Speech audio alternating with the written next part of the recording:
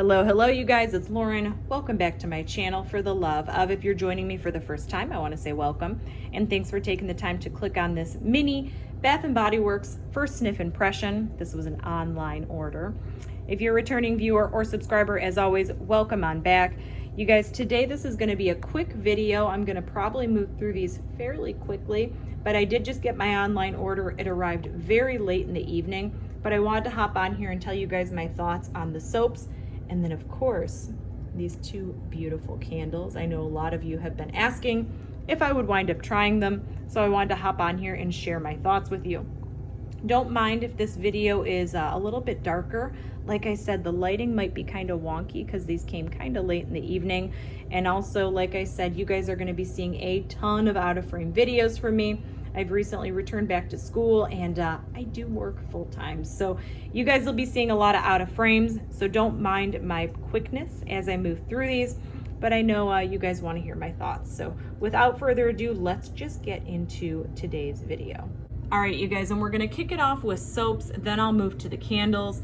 All of these I've smelt off camera, but I wanted to give you my thoughts on them. Some of them I've used in the past, some are new. So the first one we have is apple and brown sugar. I have used that one in the past and I've really enjoyed it. So I obviously grabbed another one this season. Let me read you the notes and I'll tell you my thoughts on this year's version. Notes of baked apples, brown sugar, and flaky pie crust. If I would have smelt this one in store, I probably would not have gotten it. To me, it smells very boozy. I get almost like a poached apple. The brown sugar is not super sweet. I really just get like a boozy type fragrance. Don't think I would have got this one in store. This one may be going back. The next one is apple hibiscus.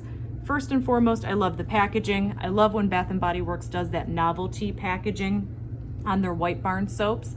Let's read the notes for apple hibiscus. So the notes are hibiscus, apple nectar, and sweet orange. If I would have seen the sweet orange online in the notes, I probably would have skipped it because I'm not an orange fan. But luckily, this to me doesn't smell like orange. It's a very odd combination. I like it. I'm gonna keep it. It's very bright. If you like a little bit of a floral, like a bright sweet floral mixed with like a bright sweet apple, I really think you'll like this one. If you're looking for like a warm fall fragrance in a hand soap, I would definitely skip on it. But it's nice. Very, very bright, very, very refreshing. That one I'll wind up keeping. Next one, pumpkin cupcake. You guys have probably all used this one before. It's kind of a tried and true scent. Comes back year after year. Let me read you the notes. The notes are baked pumpkin, whipped vanilla, frosting, and golden honey. I don't get much honey. I really just get a yummy, smooth pumpkin scent with like a light vanilla. Sometimes Bath & Body Works gourmand or / bakery fragrance soaps, to me, tend to be a little artificial. This one's not. I think it's just a really pretty blend of like a smooth pumpkin with a yummy vanilla cupcake. So that one I'll wind up keeping, of course. And then the next one is Harvest Gathering. This one's probably my favorite. I've used this one year after year. I do believe this one has come back before. Let me read you the notes. The notes are fresh picked apples, autumn berries, and clove buds. This one to me, Harvest Gathering, is kind of like almost like the epitome of a fall soap. It's very warm. It's got a little bit of spice. It's heavy. This one I don't think I'm gonna start using maybe till October because it's just that heavy of like a fall berry, fall apple, kind of clove cinnamon type fragrance. I will of course wind up keeping Harvest Gathering, but I'm not gonna use that one until a little bit later in the fall season. You guys, that's it on soaps. Let's move on to candles. The part you guys have all been waiting for. You want to hear my thoughts on both of these candles. These are, first of all, very cute packaging. I found it odd that they had the pumpkin lids because it's not the same collection as that kind of Sweet Shop pre-fall collection, fall preview collection that came out. So first, found that kind of odd.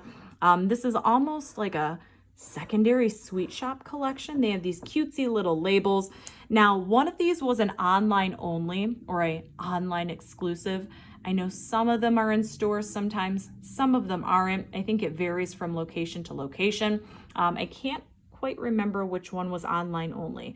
I think it may have been the Dutch apple waffle. Let's start off with the sugared cherry crisp though, because in my opinion, this one on cold seemed to be the strongest.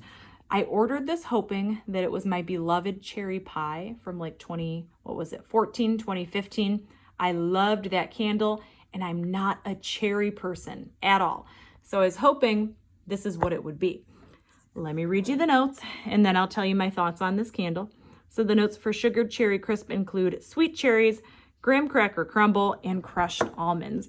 Do I think this is exactly the same as cherry pie in seasons past? No. When I first picked it up and smelt it on cold, it seems a little bit lighter and a little more watered down than I remember cherry pie being in the past. It doesn't seem exactly the same.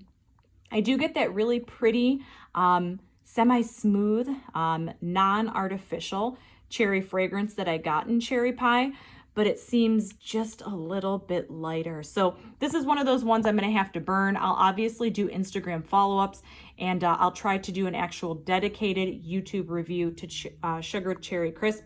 But it is pretty. I do feel like if I would have smelt this one in store, I still would have bought it, even though it seems a little bit light and a little bit different than cherry pie and how I had remembered it.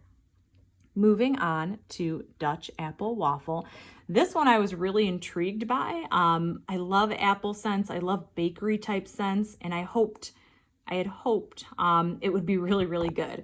Let me read you the notes and I will tell you what I think. The notes are warm buttermilk waffles, baked apple slices, ground nutmeg. So first and foremost, this one's, at least to me, incredibly light on cold. If I was in store shopping at Bath & Body Works and I would have picked this one up and smelled it in store, I wouldn't have got it. It just seems that light. What do I get from it? Just a very basic, smooth apple scent. I don't get like a particular over-the-top waffly crispness type fragrance. It also said that it has kind of a warm spicy note to it. I really don't get much spice in it either. It's I hate to say it, but it's a pretty just basic apple fragrance. I don't get too much from it. So again, this is one of those ones I'll wind up having to burn, test it out and see. But this one might be going back. If it doesn't throw and the scent doesn't come through, this one might be going back to the store. The sugared cherry crisp, I will definitely keep that one just because it's somewhat close to cherry pie. Even though it's lighter, I do like it. But we'll see on this one. I will, of course, wind up doing videos and Instagram follow-ups. I'll wind up doing the Instagram follow-ups first. So if you guys are on Instagram, come find me at life, LIFE _ with WITH _ L. I use my Instagram to post a lot of upcoming videos, purchases, hauls, vendor wax, candle follow-ups. So if you're on there, come find me. And you guys, that is it for me today. As always, I hope you're having an awesome day, an awesome evening, weekend, whatever time it is you're watching this video. And until next time, we'll see you later.